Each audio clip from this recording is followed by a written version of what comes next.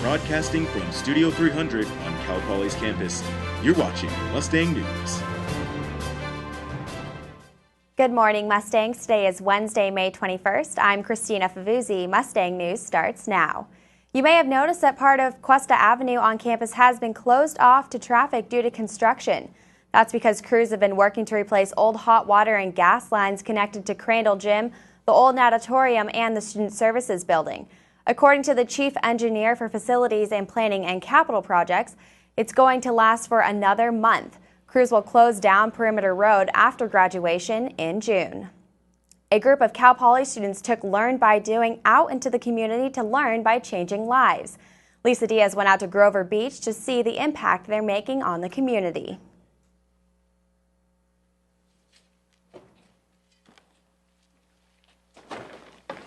We're trying to make it a lot more vibrant and colorful, and a lot of these will attract bees and birds and butterflies and stuff, so it'll hopefully be a pretty fun place to hang out, and you'll have more freedom to hang out here. Jesse is one of several Cal Poly students giving this Grover Beach home an extreme makeover. The project is heavier than the physical labor. The students plan and gather donations for weeks before breaking ground. It is just a 4-unit class, but we're putting in way more time than is required for a normal class like that. These Cal Poly grad students are painting brighter futures for local families dealing with disabilities. His godmother was so excited to see that he could actually wash his own hands instead of her having to do it with a washcloth. Joshua is 34 years old, living with cerebral palsy and epilepsy, and under the care of 2 aging godparents. His godmother used to pray every time her husband had to lift Joshua into the bathtub. But now she is thanking God for the wheel and shower, and one of the greatest gifts is an accessible backyard. He was inside and he looked in and just, wow. The most rewarding moment for Jesse was when Joshua and his family realized he could now go outside. When they saw it, I don't think they realized that we were redoing the whole backyard, so they looked a little overwhelmed, but I think once it settles, they're going to be really excited about it. Lisa Diaz, Mustang News. The class is part of the engineering department and is offered every spring quarter. A new certification may soon determine which bars Cal Poly students will spend their nights at. Safe Bar Slow is a program being developed by Safer Student Assistance. The program will train bartenders, bouncers, and bar owners to recognize predatory behavior and intervene in order to prevent a drug-facilitated sexual assault. The training will be free and will involve a presentation. Bars will receive a plaque saying they have been certified by Safer.